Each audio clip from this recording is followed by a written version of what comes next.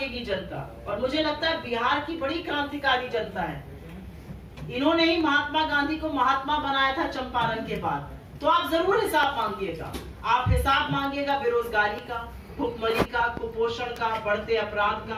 आप हिसाब मांगिएगा कि क्यों लगातार अर्थव्यवस्था चौपट होती जा रही है, क्यों मिनिमम स्वास्थ्य सेवाएं बिहार में नहीं है। और मुझे ऐसा लगता है कि जब हर बात का हिसाब होगा तो कुछ बातों के बारे में थोड़ी विस्तृत जानकारी आप सब लोग जानते हैं, लेकिन आपके माध्यम से जनता के सामने जरूर रखना चाहती हूँ।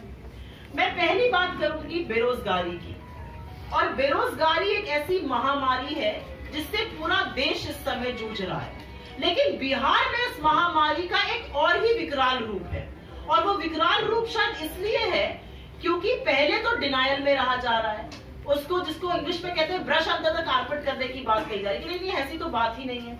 सच तो ये है कि बिहार में पूरे देश में सबसे ज्यादा बेरोजगारी है। कोरोना काल के दौरान बिहार में बेरोजगारी 46% पार कर गई थी, मतलब बिहार का हर दूसरा व्यक्ति बेरोजगार है।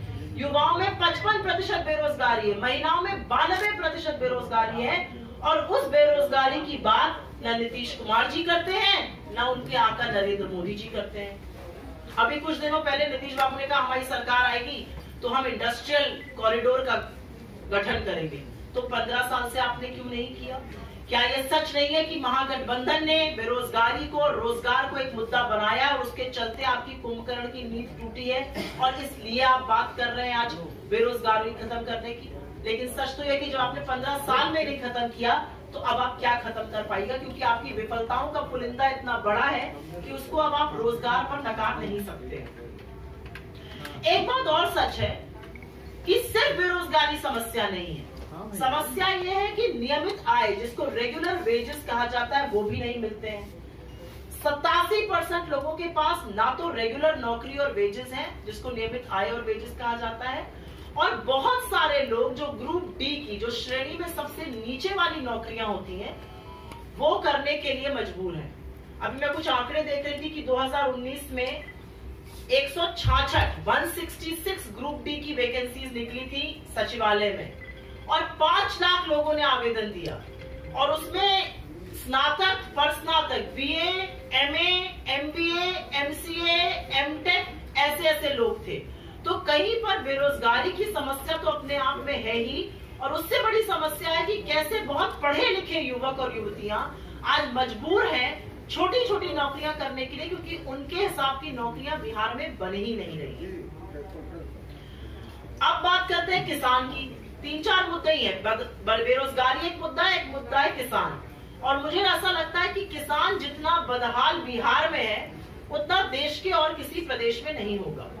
और बार बार मैं एक बात कहती हूँ कि हम लोग राजनीति में कई बार बातें करते हैं, कई बार उस पर लोग सवाल भी उठाते हैं, लेकिन आंकड़े झूठ नहीं बोलते हैं। और वही आंकड़े साबित करते हैं कि बिहार में एवरेज, जिसको औसतन मासिक आय एक किसान के परिवार की होती है, वो करीब 3,500 रुपए है औसतन मासिक आय। यही मासिक आय पंजाब में 12,000 रुपए है। जो बिहार की मासिक आय है वो पूरे देश में सबसे कम क्यों है, इसका जवाब तो नीतीश कुमार जी को देना ही पड़ेगा। और अब आपको मैं समझाती हूँ और आपके माध्यम से जनता को बताना चाहूंगी कि ये क्यों है। ऐसा इसलिए है क्योंकि किसानों की अवहेलना हुई, मंडियां खत्म हो गई, लोगों को उनकी फसल का सही दाम नहीं मिलता, और अब उसी रास्ते मोदी जी सारे देश को धकेलना चाह रहे हैं। अरे बिहार आइए, बिहार में देखिए कि क्या बदहाली है किसानों की, तो शायद आप अपना निर्णय फिर से लेने को मजबूर हो जाएंगे। लेकिन आप ऐसा नहीं करेंगे। ऐसा इसलिए नहीं करेंगे क्योंकि आपकी उदासीनता है, आपको किसानों की चिंता नहीं है।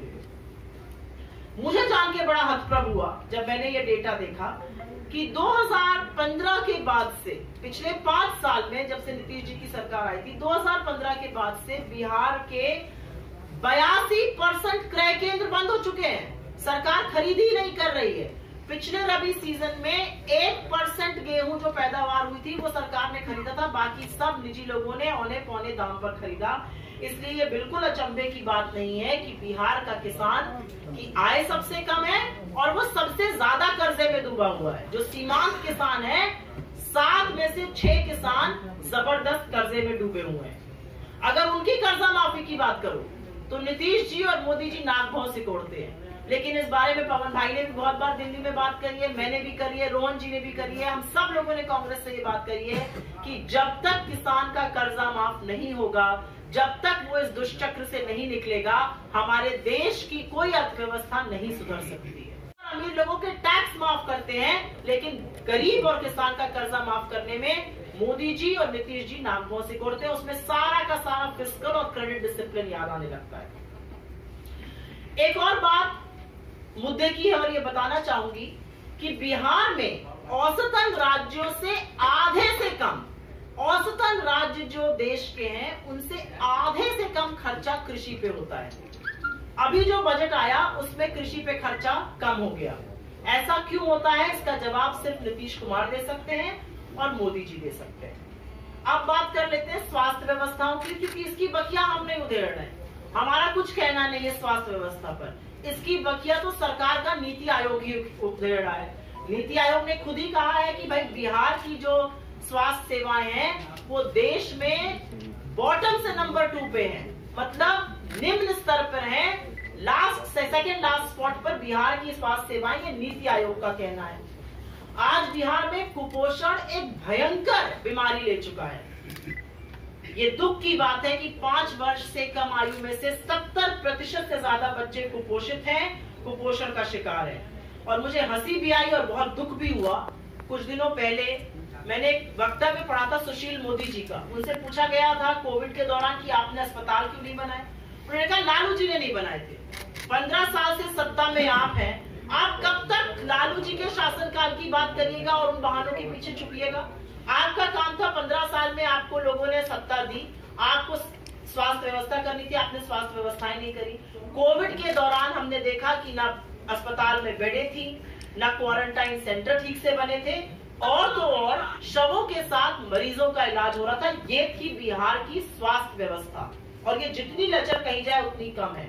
आईसीयू बेड बिहार में अवेलेबल नहीं थे। हर करोड़ व्यक्ति पर 57 मात्र आईसीयू बेड थे, जबकि पूरे देश में करीब 500 आईसीयू बेड हर करोड़ लोगों पर उपलब्ध है। तो क्या बिहारियों को, बिहार के लोगों को स्वास्थ्य सेवाओं का लाभ नहीं मिलना चाहिए? ये मैं आपके माध्यम से जरूर पूछना चाहूंगी। अब बात करते हैं, एक ये मुद्दा है जो मेरे हृदय के बहुत करीब है, क्योंकि इसमें दोनों उत्तर प्रदेश और बिहार ने इन लोगों की बदहाली कर दी थी, और वो है प्रवासी श्रमिक, प्रवासी मजदूर, जो हमारे देश की रीढ़ की हड्डी होते हैं। बिहार में रोजगार नहीं मिला तो लोग लाचार होकर, उनके पास और कोई रास्ता नहीं था, दूर दराज के इलाकों में रोजगार ढूंढने गए। और ये भी सच है कि वो जहां जहां गए उन्होंने वहां की अर्थव्यवस्था को सुधारा, संवारा, और वापस अपने घर पर, अपने परिवार पर नून तेल तरकारी का, घर खर्चे का पैसा भेजा। लेकिन जब इन लोग इज्जत के साथ अपनी आमदनी कर रहे थे, आय कमा रहे थे, तो कहीं पर बिहार की सरकार ने और मोदी जी ने मिलकर इनके साथ एक बहुत बड़ा विश्वासघात किया। वो बिल्कुल भूख से तड़प रहे थे, परेशान थे, तिलमिलाती धूप में पैदल चलने को मजबूर थे, उनके पैरों में छाले पड़े थे, फफोले पड़े थे, और वो फिर भी घर जाना चाहते थे। और कुछ बदमिजाज लोग पूछते थे कि ये वही क्यों नहीं रह जाते जहां पर हैं। आप सब लोग जानते हैं कि जब कोई हैवी डेवी आती है, जब कोई विपत्ति आती है, जब कोई आपदा आती है, तो हर व्यक्ति, अमीर हो या गरीब हो, वो घर की ओर रुख करता है, वो घर की ओर जाना चाहता है। लेकिन ऐसा बिहार के हमारे श्रमिक भाइयों को अनुमति नहीं दी गई, उनको पैदल चलाया गया। कल मैं नरकटियागंज के पास थी, मुझे 4 लड़के मिले, उन्होंने कहा हमने 15-15 हजार रुपए देकर किसी तरह से हम घर पहुंचे, हमारे पास यहाँ पर अब कोई काम नहीं है, वापस लौटने का कोई मतलब नहीं है, हमारे पास इस समय न व्यवसाय का संसाधन है, जो थोड़ा बहुत पैसा बचा था वो वापस आने में चला गया, और अब हमारे पास कोई नौकरी नहीं है, हम क्या करें। मेरे पास उनका कोई उत्तर नहीं है, लेकिन हाँ, जो हम सरकार बनाएंगे उसके पास उसका उत्तर है, क्योंकि हम रोजगार के साधन मुहैया कराएंगे। हम सुनिश्चित करेंगे कि जिन लोगों को लाचार होकर बाहर जाना पड़ता है वो ना जाए, वो यहीं रहें, यहाँ रहकर उनको उपयुक्त रोजगार मिले। सुशासन का जो ढोल पीटते थे उन लोगों से कुछ सवाल हैं। और मैं इन्हीं बातों के साथ, कुछ सवालों के साथ अपनी बात का अंत करूंगी। और सवाल बड़े सीधे से हैं। सवाल नीतीश बाबू से हैं, 15 साल उन्होंने सरकार चलाई है। सवाल प्रधानमंत्री महोदय जी से है। प्रधानमंत्री महोदय जी इसके अभिभावक रहे, इसके आका रहे, और उनसे मेरे 5 सवाल हैं कि 15 साल की सुशासन के बाद क्यों बिहार की आर्थिक वृद्धि निरंतर गिरती जा रही है। 15 साल के सुशासन के बाद प्रति व्यक्ति की आय आज बिहार में सबसे कम क्यों है।